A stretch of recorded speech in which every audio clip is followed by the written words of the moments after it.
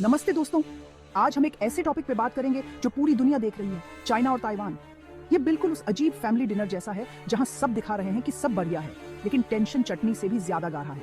हम बात कर रहे हैं मिलिट्री ताकत की, ग्लोबल इकोनॉमी की और इतने सारे पॉलिटिकल खेल की जिससे आपका सर घूम जाए। ये समझना सिर्फ न्यूज हेडलाइंस नहीं है, ये उन ताकतों को समझना है जो हमारी दुनिया को आकार दे रही हैं।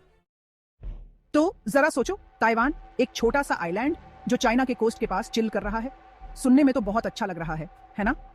बस ये इमेजिन करो कि आपका पड़ोसी आपके पूरे घर को अपनी पुश्तैनी प्रॉपर्टी बता रहा है। यही है ताइवान स्ट्रेट दोस्तों। पानी की ये पतली सी जगह सिर्फ जमीन के हिसाब से इंपॉर्टेंट नहीं है, ये एक ज्वालामुखी है जो कभी भी फट सकता है। चाइना कहता है कि ताइवान उनका है, लेकिन ताइवान कहता है अरे नहीं यार, हम यहाँ अपनी सरकार और सब कुछ के साथ मजे में हैं। इससे मिलिट्री दिखावा और डिप्लोमेटिक चालों का एक खेल हमेशा चलता रहता है। इमेजिन करो कि चाइना ने ताइवान को जबरदस्ती वापस लेने का फैसला कर लिया। अचानक से ये सिर्फ एक रीजनल लड़ाई नहीं रहेगी, ये एक ग्लोबल तबाही होगी। यूएसए, जापान, ऑस्ट्रेलिया, ये सब ताइवान को बचाने के लिए समझौते से बंधे हुए हैं।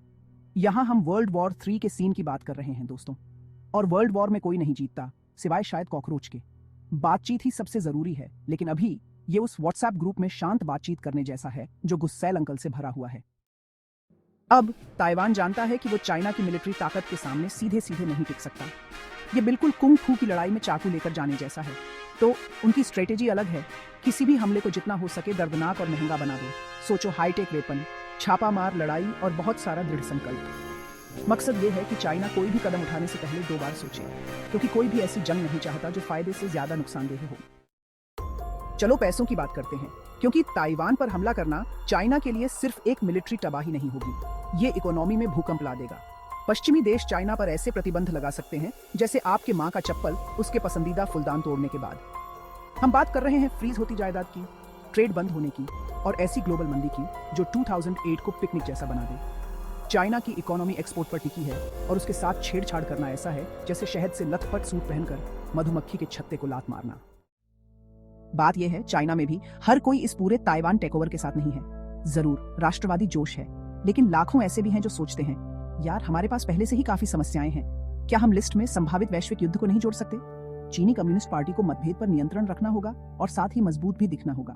ये एक ही समय में चेनसॉ जगलिंग करने और रस्सी पर साइकिल चलाने जैसा है, जोखिम भरा काम। याद है हमने कहा था कि ताइवान को लेकर जंग से पूरी दुनिया की इकोनॉमी तबाह हो जाएगी। कल्पना करो कि आपका पसंदीदा ऑनलाइन स्टोर अचानक खाली हो गया, आपके फोन का कॉन्ट्रैक्ट खराब हो गया और आपकी सुबह की कॉफी एक लग्जरी आइटम बन गई।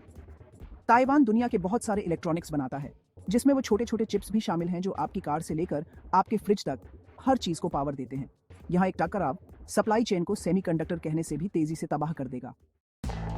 कोई भी टैंक चलने या मिसाइल दागने से पहले एक डिजिटल ब्लिट्जक्रेग के लिए तैयार हो जाओ। हम साइबर अटैक की बात कर रहे हैं जो पावर ग्रिड को ठप कर सकते हैं, वित्तीय संस्थानों को बंद कर सकते हैं और आपकी आंटी के व्हाट्सएप संदेशों से भी तेजी से गलत जानकारी फैला सकते हैं। चीन की साइबर सेना बहुत बड़ी और ज्यादा एडवांस्ड है और ताइवान उनका एक प्रमुख निशाना है। यह कोई साइंस फिक्शन नहीं है दोस्तों, यह युद्ध का नया चेहरा है। अमेरिका का चीन और ताइवान दोनों के साथ एक लंबा और जटिल इतिहास रहा है। एक तरफ वे अपना वैश्विक दबदबा बनाए रखना चाहते हैं और चीन को काबू में रखना चाहते हैं, दूसरी तरफ कोई भी तीसरा विश्व युद्ध शुरू नहीं करना चाहता। यह ऐसा है जैसे आपके 2 सबसे अच्छे दोस्तों के बीच लड़ाई में मध्यस्थता करने की कोशिश करना जो निंजा भी हों। अमेरिका को बहुत ही सावधानी से चलना होगा, क्योंकि एक गलत कदम के विस्फोटक परिणाम हो सकते हैं।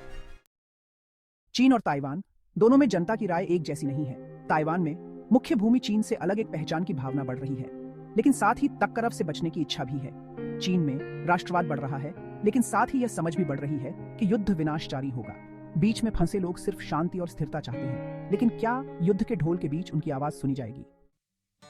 चीन और ताइवान के बीच की स्थिति बारूद के ढेर जैसी है और रोज बारूद के पास आग बढ़ती जा रही है। दांव बहुत ऊंचे हैं और संभावित परिणाम भयानक हैं, लेकिन सभी सैन्य दिखावे और कूटनीतिक चालों के बीच अभी भी उम्मीद की एक किरण है। समझदार लोग जीत सकते हैं, बातचीत से धमकियों को बदला जा सकता है। शांति हमेशा संभव है, लेकिन इसके लिए प्रयास, समझ और समझौता करने की इच्छा की आवश्यकता होती है। भविष्य अलिखित है, लेकिन आज हम जो चुनाव करते हैं वह लाखों लोगों के भाग्य का निर्धारण करेगा। तो दोस्तों, ये रही चीन ताइवान की सिचुएशन एक छोटे रूप में। यह जटिल है, यह गंदा है और यह बहुत ही बुरी तरह से, बहुत तेजी से बदतर हो सकता है। दुनिया देख रही है, अपनी सांस रोके हुए है, सबसे अच्छे की उम्मीद कर रही है, लेकिन सबसे बुरे के लिए तैयार है।